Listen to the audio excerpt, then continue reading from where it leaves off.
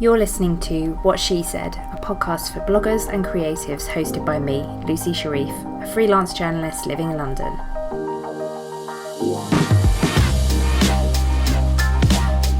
Each week I interview different women in blogging and the online world, getting their best blogging tips and advice and a little bit of gossip too. Thanks for listening. Today I interview Sara, who is the Instagram queen and maven behind me and Orla. She's kind of my hero. I absolutely love her. I've done her course, the Insta Retreat, earlier this year and met one of my Insta besties through it, Whimsy and Grey, for those of you who don't know.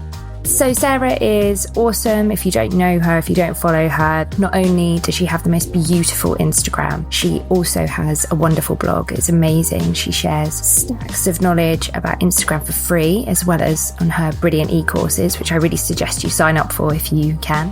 And she writes for other publications as well. She's been featured in places like Stylist, and I think she's writing a book, which we actually didn't talk about in our Skype chat, mostly because I was overwhelmed with excitement at finally getting to speak to one of my favourite humans on the internet. I feel like everybody who listens to this podcast probably also listens to her podcast, #Authentic, which is a brilliant podcast. It's currently in season 2. I think new episodes are released every Wednesday, so definitely go over and subscribe to that if you don't already. You probably follow her on Instagram. If you don't, then do. I have to admit, I really didn't want to just pick her brains about Instagram the whole time, because I feel like she shares so much knowledge that I didn't want to just go over old ground. But I'm sort of kicking myself about that a little bit. You know what it's like, you always kick yourself afterwards for all the things that you wish you'd asked. But hopefully you'll enjoy this episode anyway. I'm absolutely positive you will.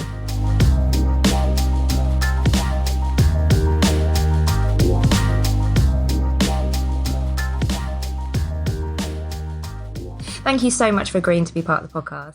I love the name of your podcast, by the way. I've kind of got podcast name envy. Oh, really? Yeah. Do you know, my husband came up with it, because I'm terrible at coming up with names. I'm not creative when it comes to stuff like that at all. And he came up with it. You either think of it or you don't. And if it's not there, you're like, great, exactly. I have no ideas. No, but I love #authentic. I don't think anyone gets it. I think there's about 6 of us that get it. No. People definitely get it. Whenever I've spoken to people, they get it. Even if they're not in the major fangirl club, they still get it. Yeah, 6 people, but that's 6. So I don't want to talk all about Instagram, obviously. I want to talk about other stuff. But to start off with, I'm going to ask you what I ask everybody, which is, can you introduce yourself and tell me a little bit about your blogging journey? So my blogging journey actually starts on Instagram. Which is unusual, I think. So I was on maternity leave, about to give birth to my little girl, who is now 4 and a bit. So 4 and a bit years ago. And I'd previously had a blog. My old blog was called From Wonderland with Love. It still exists on the Wayback Machine if anyone was really curious. But I wasn't finding the time. I wasn't finding the energy or the impetus to update it anymore. My life had really changed. So I kind of stumbled across Instagram as a microblogging platform. This idea that I could just take one picture a day. I didn't even have to use my DSLR. I didn't have to hook up to the computer and download my images every day. I could just do a mini blogging kind of experience on Instagram. So I got the bug for that while I was on maternity leave, because it felt like I should be documenting this time, kind of this new baby coming. And as that grew and my audience grew quite quickly, I found I had a lot more still to say and really wanted to start a new blog. My captions were getting longer and longer, and I thought, this really needs to be a blog. I need to put them somewhere that's more suited to that long form content. So started the Me and Ola blog. So you already had a really solid Instagram following when you started your blog. When you were growing your blog, did you find that kind of happened organically because you already had a really engaged audience there kind of waiting to hear more from you? It sort of didn't, because I was very sporadic with my blog first, because I had a young baby. And because I had a lot of perfectionist tendencies about it, because it was new and I'd done it before, and I was like, this is my fresh start, and I really wanted it to be a certain way. So I procrastinated updating that blog an awful lot. And I can remember a time when, I was looking at quitting my day job at this point, and I was emailing agencies in all of my lunch breaks, and someone replied and asked about my blog stats, and they were lousy. And that was when it kind of clicked, and I was like, oh, I need to actually like try with my blog now as well. Yeah. Like I can't just use it as this kind of thing I quietly update and don't tell anyone about. It needs to be a platform in its own right. I mean, the content was all already there, but I hadn't done anything about promoting it, and I had taken it seriously, I suppose, in my own head. So as soon as I got on that and I was like, oh yeah, regular updates and tell people about them, then by that point, I really did have a big audience, and it was quite easy to bring people across. Yeah. I think that shows the importance of being intentional. It can feel like I've posted this post on the internet and okay, no one's read it, so obviously I'm rubbish, and you can go down that spiral. But actually I had this huge audience. By that point I must have been at about like 70k Instagram followers, maybe over 100k Instagram followers. The link was there in my profile, but because I wasn't saying to people, please come and read my blog, nobody did until I told them to. That's a really good lesson, I think, because so many people I see, and I was talking about it with Fee at Whimsy and Grey. We were talking about people starting a blog and kind of keeping it hidden until it's perfect, and having a load of content there and not being ready to kind of release it to the world, as it were. But really, no one's looking. No one's looking until you tell them to, until you point them in the direction. And it's funny because no one would think that of someone with your following. I think that would give people a lot of confidence that you can just play. Yeah, and that's the time to do it. Play while hardly anyone's looking. Yeah. Don't wait until everyone's reading it until you get your game on, because that's the wrong way around. Absolutely. I mean, I don't know if you were working towards specific stats or not, but was there anything specifically that helped you aside from Instagram? Definitely regular posts. That was a game changer. So my schedule back then was 3 posts a week. I look back now and I don't know how I did that, because I was posting 3 times a week and Instagram every day and working like 4 days a week, and I had a young child. And I know there was a lot of like 2 a.m. finishes because I was desperate to reach this level where I would be able to quit that day job. I think a lot of people who've quit their day job can relate to that point where you just are killing yourself to make it possible. And I don't even update 3 times a week now, but that definitely helped. Like as soon as you get really consistent and keep showing up, obviously your stats start to increase. Yeah. It was just that intentionality. It was, sharing it on Twitter, sharing it on Pinterest, sharing it on Facebook, telling people about it instead of hiding it away. Yeah, there's no shortcuts. It's all quite simple stuff, but I think we are really guilty. I'm really guilty of it as well, of being like, what can I Google? How can I do this quicker? Where's the magic one? Yeah. It's just writing, showing up everywhere. Doing the work. At the point when you were ready to kind of quit your day job and then become a full-time, I don't know, what would you call yourself, influencer? At the time, what would you have called yourself? I guess I was an influencer then, yeah. Did you find that you almost had to really give yourself permission to call yourself that? Yeah. Oh, I've always struggled with this. Like, what on earth do you call yourself? Yeah. Is it even imposter syndrome? I don't even think you can be an imposter influencer, because in my head anyway, I was like, influencer isn't even a thing, so I can't be an imposter. I tell this story quite often, but I really struggled even calling myself like a photographer or a writer. So for the longest time, my bios all said, writes things and takes pictures, which I thought was a really clever workaround because I wasn't claiming. But of course, it just shows a lack of belief in myself. And if you don't believe in yourself, you can't possibly expect anybody else to. And I really had to kind of sit myself down eventually. It was around that time and be like, look, people are paying you to take pictures. Like Canon are paying you to take pictures. If that doesn't make you a photographer, nothing will. Like, you see it quite a lot. And I see it a lot with people that I follow on Instagram, whatever, when suddenly they're like, oh, can I change my bio? What am I? And it's kind of, well, you are whoever you want to be. Really, it's just giving yourself permission to say, I'm a writer. I write stuff. You don't even really have to get to a level where you're being paid for it. Well, I don't think so anyway. No, of course not. If you write, you're a writer. Yeah, and there are terrible writers who get paid a lot of money. Yes. Amazing writers who never get paid. That's true. Yeah. And that's the thing, like you're not saying I'm an amazing photographer or an amazing writer. You're just putting it out there that is what you do. Yeah. And you let other people make their decisions. That's a really good point. I never thought about it like that. I'm going to change my bio. Lucy Sharif, amazing writer. Amazing writer. Go for it. I don't even think anyone would notice or comment on it, to be fair. I had a friend, like an online friend back in the day when I was in my teens from America, and her Facebook bio and her MySpace bio and everything just used to say, I'm kind of awesome. And I used to be like, I want to get to a point where I can write I'm kind of awesome and feel okay about it. I feel like I'm getting there now. Like maybe I could put I'm kind of awesome on Twitter and field off the resulting Britishness that would come from all directions. Yeah, the ickiness that you would probably feel inside at doing it. I think you should. One of the things that I think you do really, really well, actually, is celebrating your successes.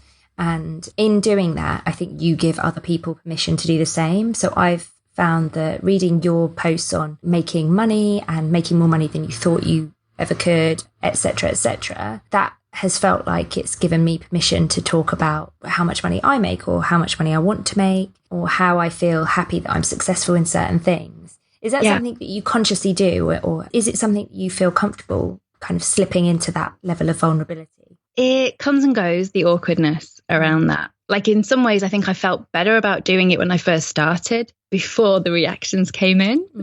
If that's because I kind of had no concept of how it would be received. Because the way I've always looked at it is like this blog and this Instagram and wherever else you might follow me is me telling you my story of life. And you get the shit bits, you get the good bits.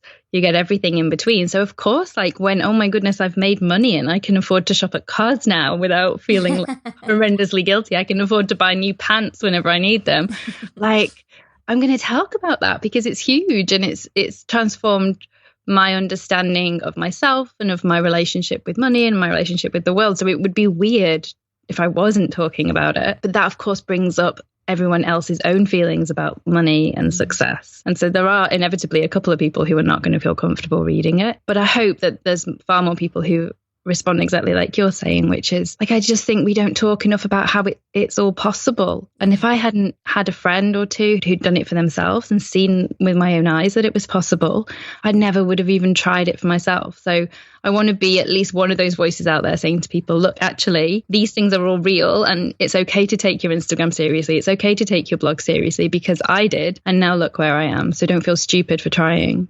No, I think it's really powerful. It's definitely something that when I've shared on kind of an online friend situation, when someone's asked me something, I'll always be super, super honest. And sometimes the reaction I'll get is, oh my God, I never knew that. Nobody ever tells that. And I think that's because there's so little transparency, especially with big bloggers or Instagrammers like you. There's almost so little people saying, not necessarily I earn exactly this much money, but I earn enough to support myself and my family. And this is how I've done it. I think there's a lot of fear of judgment and fear of kind of not comparing. Because if I say I earn X, what if everyone else is earning Y plus Z and I'm way behind? And then also like the fear is real of like the get off my internets type brigade who make anyone who makes any money from anything online feel like, you know, that they're committing some awful sin. So I understand why not everybody wants to put it out there. And for me, like, I think partly as well, it's just that I have no head for numbers. So it all feels a bit arbitrary to me. Like I went to my husband the other day and I was like, how many 100,000s are in a million? He was like, 10, Sarah. And I was like, oh, I could maybe make 10 of those. Right. I'm going to make £1 million and went away. But like, I just have no head. So I can put these numbers out there because they don't have a very solid sense in my head, if that makes sense. Yeah, it does. That's probably a really good thing, actually, to stop you from being scared of it. It totally, like, it feels quite abstract to me. Luckily, don't worry, everybody, Rory manages all of my accounts. That's a top tip. Just try and just not understand numbers and everything will be fine. Yeah. It's good that there's a place for people who aren't good with numbers. I'm also not very good with numbers, so right. And I thought that excluded me from having a business, from being an entrepreneur. But actually, it sort of turned into a motivating factor because I was like, I want to be able to make enough money to not have to worry about this shit and like the tiny details of like even just that. Oh my God, am I getting the best train fare, or is there one £4 cheaper if I go via another app? To be able to just be like, okay, I can just book the train. Yes. Okay, that is such comfort and privilege. I'm not going to stop celebrating that, like as a thing, because I've been on the other side. I've been where, you know, those £4 meant the difference between petrol to get to work that day or not. I mean, you worked for the NHS, so I don't think anyone could begrudge you enjoying your success and your money now. You know that people do and will, they will, no matter what you did. So another thing I wanted to talk to you about is working in and out of flow. So this is going to be a long-winded question, I think. Basically, I was reading your post about sponsored content, and it was so good. Like how to create sponsored content that doesn't feel, I think, icky or gross, I think you said. Thank you. I'm glad you liked it. Yeah, it's brilliant. It's really, really good. Because it's really practical, and yeah, it's not saying don't do it or do it a certain way. Just here's a really good way of getting around when you feel icky, because we can't help it. Sometimes you do just feel icky when you're creating sponsored content, but because you care, that's a good sign. Yeah, that's true. How do you feel? So at the beginning, when maybe you did have to create content that you felt a bit icky about afterwards, how did you kind of get to the point where you could say, actually, no, this feels out of flow, this feels out of alignment for me? Was it a case of literally just getting to the stage where you could afford to say no to things? That helps. That absolutely helps. But, even then I still sometimes kind of have that, oh, that's a lot of money, maybe I should say yes. And then you have to take a step back and go, no, actually, like there's other ways to make that money, don't sell out. But I think that's a very human thing, especially if you've come from a place where there's not been enough money at some point in your life. You don't want to turn work away, right? It's when you're self-employed, when you're freelance, you're dependent on your inbox and work coming your way. And so when it comes your way, your natural instinct is to accept it. But I think I just learned from my mistakes, and sometimes I would say yes to things, and then when it actually came to creating them, it was a way more uncomfortable process than I expected. And sometimes I'd say yes to things and expect it to be uncomfortable, and it wasn't. And I don't like it, everything with life. There's probably no shortcut to just learning from those experiences, and you discover about yourself as a creator, and you discover kind of things that you hadn't really ever actualized in your head about your audience, but you intrinsically sort of know, so that when it comes to writing this post, you're like, oh, okay, that feels weird. I hadn't realized, but actually now I think about it, it's because my audience is whatever. So yeah, it was a little bit of trial and error. And there definitely were things I said no to that financially I could have done with saying yes to. Yeah. I've learned that it's worth it in the long run. Yeah, I think it's really hard. I've definitely gone completely the other way sometimes and just been like, no, I'm not doing anything. I don't know how to do it. Yeah. I went the other way. So like after a while with my courses, just recently, I've been doing no sponsored content at all, and kind of caught myself and was like, actually, why is that? Because I do enjoy it. I think when you find a good match, it's actually a really nice kind of creative brief, and it challenges you in different ways. And also I want to keep my skills relevant. So I can't talk to the people I'm mentoring or writing courses for or whatever else about how you do it if I'm not in the fray doing it myself. Like I don't want to be one of those people that just teaches from the outside. So I kind of had to remind myself and then start accepting things that came back into my inbox. And even that was interesting to kind of dive back into that negotiation process and quoting. And I ended up quoting way too low for something and kind of being like, oh my goodness, like I only took maybe 6 months off from sponsored content. And you talked about a little bit about your e-courses then. I've obviously done a couple of your e-courses and they're amazing. You're really, really involved in them to the point where I've had real one-on-one feedback from you, really bespoke feedback, and you do really feel like you're getting a lot of your attention. Why is it that you like doing that so much as opposed to other forms of teaching? Because it strikes me that you're quite a natural teacher. I think it's because I'm a control freak. Those relationships are really important to me. And if somebody's bought my course, they haven't just stumbled across me from a Google search. They've normally followed me maybe for quite some time. They read my blog. And I kind of think of all of my followers in that sense as friends. That investment they've put in me really means a lot. So I want to make sure that they get the best experience out of it that they can. I mean, Bloom and Grow, which is my lower priced e-course, my original intention was to make that much more passive. And I just couldn't quite bring myself to let go. I was so excited by what everyone was doing. And then I can always justify it because I think like every time I get in the fray and I talk to people, then I learn more about what I can add to the course to make it even more helpful, or like what common questions are coming up. Mm-hmm. So I kind of keep feeding it back into the course and making the course better and better. There's got to come a point like I'm at capacity and I can't. My course, the Insta Retreat, sells out every time in like the first 3 or 4 hours just to my email list. So I never even get it on general sale. And I can kind of objectively look at that and say that needs to scale up. Like I should be able to offer more places. So I'm training a TA. That's my plan, to kind of share that load with me. But I think I'll always still be in there in some capacity, just because those conversations are really important to me, and my students are important to me. And I really want, it's that thing again, like I said about the sponsored content, I suppose, like I want to understand what the questions are and be relevant and be able to help people with the questions that are coming up right now. And it all moves so quickly in this digital world, Instagram especially. If I wrote a course now and just left it for a year, it would become pretty obsolete by the end of those 12 months, I think. And that leads us quite nicely to the dreaded algorithm chat. What are your top tips for, I don't want to say getting around the algorithm, because that kind of sounds like it's trickery or working or with whatever. it. Working with it, playing friendly with it. Yeah, specifically, obviously, to Instagram. I think it's really helpful if you can get your head around what algorithms are and generally how they're working.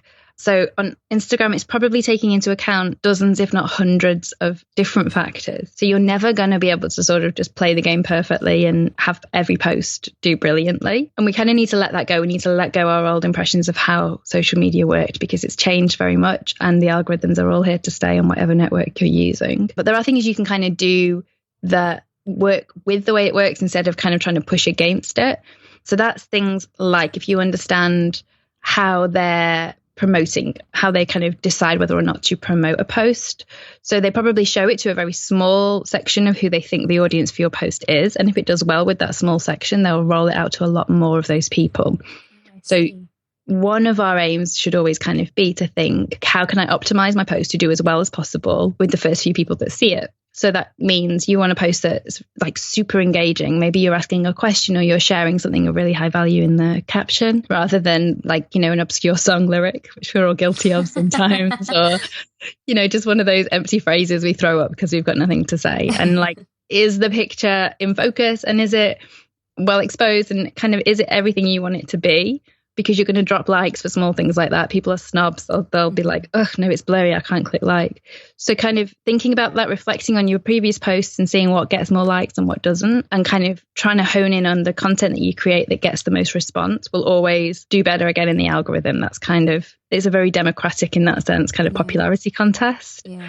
The downside of that is that we can very easily fall into just chasing the likes, right? So that we're just only doing what's popular, and the content that doesn't do well, we all stop making because we know it doesn't work with the algorithm. And I don't think that's a good direction for things to go in, but I can't honestly tell people not to, because I understand why they want to. And I try and space it out. So I'll maybe go for one really algorithm friendly post a week, and the rest of the time I post what I want to post and what I know my core audience are happy to see, even if it's not going to please everybody. You answered the question I was going to ask, which was, is it something that you still really, really focus heavily on, or are you able to kind of step back from it and just post what you like? But I guess everybody probably ends up getting to the sweet spot of however many posts a week they do dedicated to algorithm kind of pleasing, and the rest just to please themselves. Not everybody needs to please the algorithm. It depends what your aim is. Like, unless you want to be an influencer, specifically like an influencer that sells to a wide market, you don't need thousands and thousands of followers. You need a small, really invested group of followers who love what you do. But we're kind of brainwashed to think that big numbers are what matter. So I understand why people kind of feel the need to be pulled in that direction. Yeah, and it's something that I think in the Insta retreat, I think we all probably had similar things that we battled with, especially in terms of numbers, because you want to get to an arbitrary. And I even had to catch myself recently. It was when Sarah Ferguson got to her 10K and we were sharing to get her there. And I was like, oh, this is so exciting. And I suddenly got caught up and was like, I want this. I want to swipe up. That's all I want. For a weekend, I was like, right, I've got to focus on getting that swipe up. I mean, the thing is, if you did focus on it, you could get it. Like, you could do it if you made that your focus. But you're right to stop and then think, hang on, is that the right thing for me to be focusing on? Like, is that going to bring me more of what I want? No, not at all. Or you just get completely, you get blown off path though, right? By other people's shiny good stuff. It was ridiculous. I had to really have a word with myself. Well done for spotting it though, because I think, I'm guilty of it even now. Someone else is doing something. I should probably be doing that. And then you think, hang on, no, I've got my own plans. And that's where planning comes in really handy. Like if you have a 3-month plan and a 6-month plan of what you want to do, then you can really quickly look back and be like, oh, look, no, that's not on there. Clearly, I didn't think that was a priority. I need to actually go over my goals again, because it's been a little bit of a while since I did the Insta retreat, and I want to kind of go back and refocus myself after my little swipe up mental This can sound like a sales pitch. It's not. I'm just finishing updating all of the content. Anyone who's previously done it will get the new updated content rolled out in a couple of weeks. So then if you're going to go back over it, wait until you've got that, so you get all the shiny new updated versions. That's exciting. Thank you. One of the things that I find people who Instagram influencers, and they'll be a bit naysay about it, will be like, well, but I don't want a theme. I don't want all of my pictures to be a coffee cup or whatever. And I'll often say, because I've done your course, I'll often say, well, it's not actually quite like that. They don't all have to be, a white flat lay of one peony. They can be different things. A theme is different, but I find it really, really hard to describe what I'm saying because I'm still nailing down my theme and my tones and all the rest of it. How would you describe kind of nailing down your theme? I think of it as like a consistent voice. It's just kind of really confidently knowing who you are and what you create best and offering that. So like, if you go to an amazing photographer's website and you look through their portfolio, it's all one voice. It's all one style of photography. And they may be photographs of very different things, but one of their pictures as soon as you see it, right? Because it's got those certain qualities that just sum them up. And it's the same for a writer. Like a really good writer, you should be able to pick up one of their books without their name on the cover and know it's theirs. But on the way to getting to that point of as a writer, you end up coming out with everybody else's voices first, right? So like you write one chapter as Roald Dahl and you write another chapter as like Maggie O'Farrell, and all the people who have influenced you kind of come out until you work your way through it to find your own voice. So I think it's about that.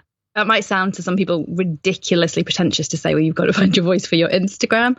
But I think as a creative, it's just finding your true voice for everything. It could be how you dress. It could be how you decorate your home. But whatever it is you're trying to do, you have to go through that awkward period of trying on different styles till you find the one that really is you. And that's what works on Instagram. When you land on someone's page and you feel like you know them visually straight away and there's no kind of conflicting elements that make you wonder what's going on. It's really hard to explain to somebody who feels really cross with why they haven't got a theme and why they can't get thousands of followers a day. That's what it is all about. And I know what you mean when you say it sounds kind of pretentious to say you're finding your voice, but that is exactly what it is. It's just like finding the perfect black dress or whatever, or the perfect pair of jeans. You just have to try stuff on.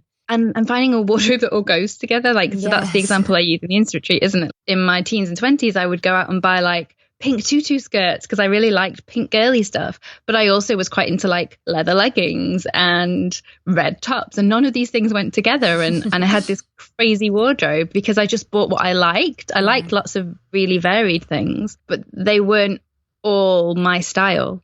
And so as soon as I kind of had this epiphany of you can see things that you like and not have to buy them, you can just have one style, that kind of started to change everything. I'm still trying to find my style and I'm 34.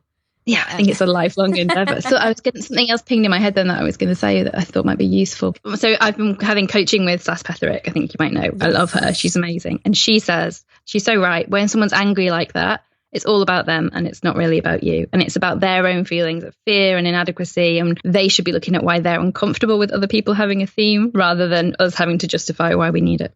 Yes. Oh, that's a really good point. She's so wise. Is so wise. I could carry her in my pocket. I'm so sad that I can't come to the writers' retreat, actually. So I wanted to know, actually talking about angry people and people kind of projecting their own fear and insecurity onto you, because you've obviously got a really powerful platform and you've got a lot of numbers behind you on Twitter, on Instagram, on everything. You're open to trolls, but also just to people criticizing you. How do you cope with that? I've got a lot better at dealing with it. It's one of the things actually that's working with Saras has really helped me with. And you still get that moment, like the first moment you read that negative comment or you see someone who's totally ripped off your work, you have that moment of sick feeling dread. But now I find I can work through that a lot more quickly to get to a sane headspace where I'm able to really be like, okay, you go and do that. You knock yourself out over there. I'm just going to carry on living my life and not worrying about it. I don't think anyone ever completely stops caring. Like if you speak to people who write big online, newspaper columns and the comments can still really get to them, but you learn, like I said, that it really says everything about them and nothing about you. The way people respond to your work is not your responsibility. You can't control what other people do. The only thing we can control is what we do ourselves. So if we feel okay about what we're putting out there, then that's good enough. they can just go and have their tantrum quietly. And how do you decide on your sort of sharing line? I know we talked earlier about the posts that you sometimes write that are quite vulnerable. You've talked about your POTS, and which actually I should probably say is people, not illness. My POTS in my kitchen. Which obviously is very vulnerable for some people. And you've talked about money, and you've talked about Orla. How do you decide on that sharing line? Is it literally just a gut reaction of like, oh, that feels icky, I'm not going to share it? If I feel uncomfortable about it, I'll write it and then I'll sit on it. Sometimes that can be for a week and sometimes it can be for months. Something in me stops me from hitting publish until it feels safe enough. So it never feels completely safe. And I think sometimes the posts where you're hesitant to press publish are the best posts. They're the ones that resonate the most. They're always the ones that get the most comments and shares and lovely, warm responses. So I always encourage people to push against that feeling. But if it really feels too vulnerable, if you feel like you're kind of dependent on the reaction, and if it's a good reaction, it'll make you feel good, and if it's a bad reaction, it'll really tear you apart, then you're not ready to share it. So that's when I sit on it. And sometimes I come back to a draft after like a week or 6 months or whatever, and I'm like, oh no, I feel totally fine about that. Like, I can't believe I even hesitated to press publish. Those posts are great to share because they still feel as authentic and vulnerable to the audience members who are going through the same thing, because you wrote it from that place of complete turmoil about it or whatever. But you yourself have moved past it a little bit more so that you've sorted out enough in your head that the comments aren't going to throw you off path. It's very rare that I don't just hit publish on it eventually in the end, maybe with 1 or 2 tweaks once I've calmed myself down. My site was hacked recently though, and I was like, shit, what's in there? What's in my drafts? But actually nothing exciting, it turned out. Actually, your site getting hacked, I think when you tweeted about it, and I was like, I suddenly felt really sick and thought, oh my God, do I have anything to protect myself from that? What happened and what was the process of it, and how did you cope? It was the worst. Oh my God, it was the worst thing Sounds horrendous. So I'm on WordPress, and like no one had quite informed me how vulnerable to hacking WordPress is. Unless all of your plugins are up to date, unless you've like deleted all of your old themes, there's just so many moving parts that need constantly kind of monitoring and updating. So my service provider found a hack that compromised it, and they sent me an email to tell me so, and to let me know that they wouldn't be able to restore from my backups in this instance. But they would give me like a clean install and then I could start again. And I was like, no, that's not going to be okay. So it kind of, we had a bit of push and pull between me and my service provider for a few days, where I think it was a bit of a misunderstanding and they didn't completely understand that I wasn't just running like a small blog, that actually my website had become a really heavily customized, high traffic site that was still built on WordPress. And in the end, they were able to fix it, and they were total heroes. I'm sure that there was a lot of people having very stressful conversations in that office over the course of those few days.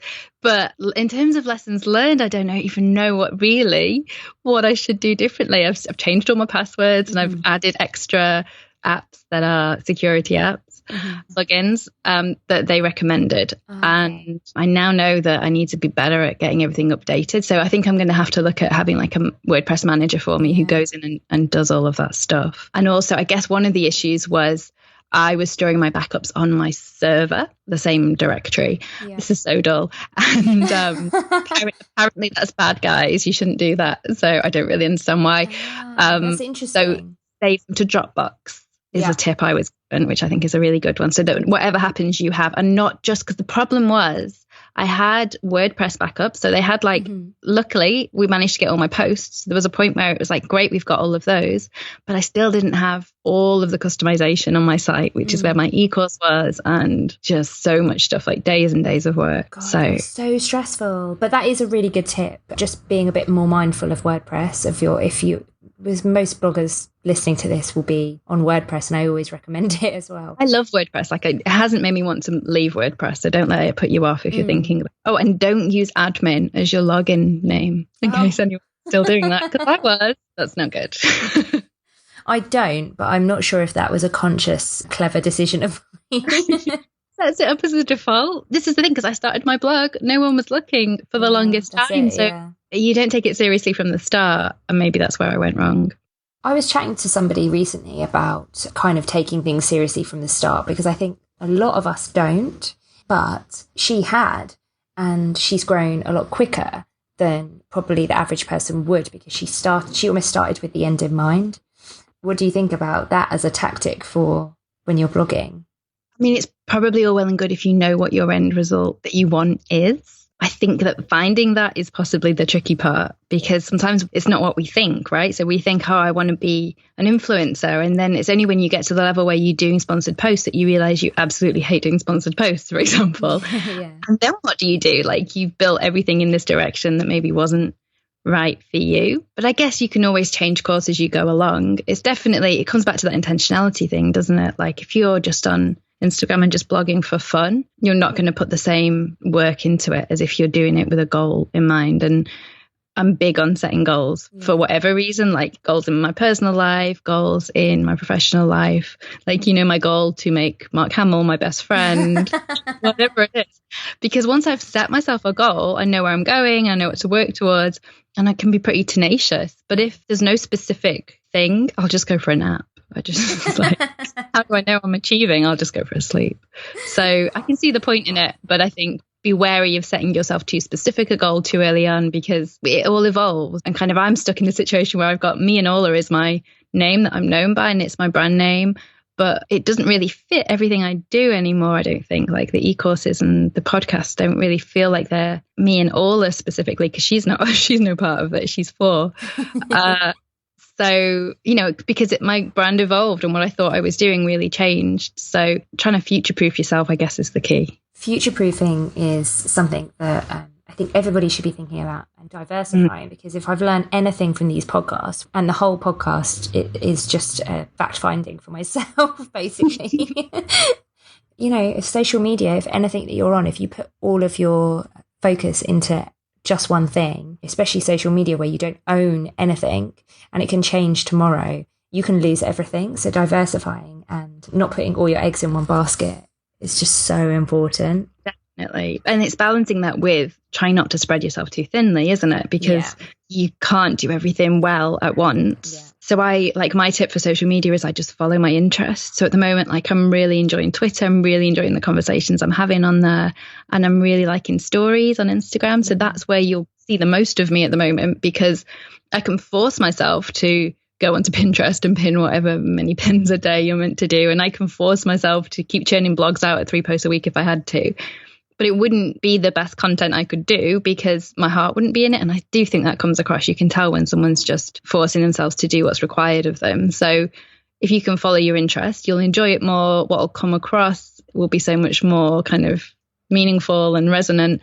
And if you're anything like me, my attention span's quite short, so then I'll move on to the next thing. And you end up covering everything anyway, just by process of elimination. I think trying to force yourself to do anything is a bit of a recipe for disaster. I know that if I have to do anything, even just having the word have to, I just turn into a bit of a sulky teenager and I don't want to do it anymore. Yeah. Sounds familiar. Your podcast is awesome. It's so, so good. And thank you. I've re-listened to it, I don't know, maybe 2-3 times. It's brilliant. It's so, so good. And you did an episode, it was one where it was just you and you were talking about your mailing list and how important it is. And I'll obviously link to it all in the show notes, and I probably won't need to because I think everybody that listens to my podcast listens to yours. But what would be your top tip with a mailing list? To have one, because people don't. Yeah. So many people I speak to who have an online shop or a blog, and you say, oh, and have you got a mailing list? No.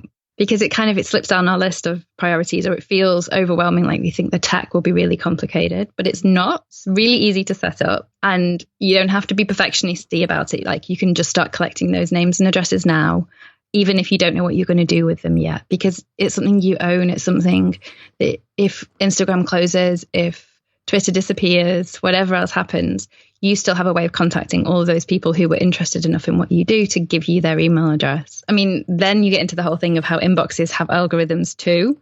So in Gmail, if you're getting pushed into the promos folder, or if you're going into spam or wherever else, then you're not going to get seen as much. So it's still not perfect. It's not like you can just turn up at their door, that immediate, but it's as close as we get in the online world is to have someone's email address or phone number. That's the new thing. People are doing mailing lists with phone numbers and then texting their audience. Oh my goodness. Which is very immediate and kind of is a way around it. It's a big thing in America. It's not huge here yet, but it's possible. And I've kind of looked at it and wondered about it because it's people trying to get past those barriers, right? Because there's no algorithms in anyone's text inbox at the moment. Yeah, that's really interesting. That's kind of blown my mind a little bit and scared me because I'm quite scared of fast progression like that.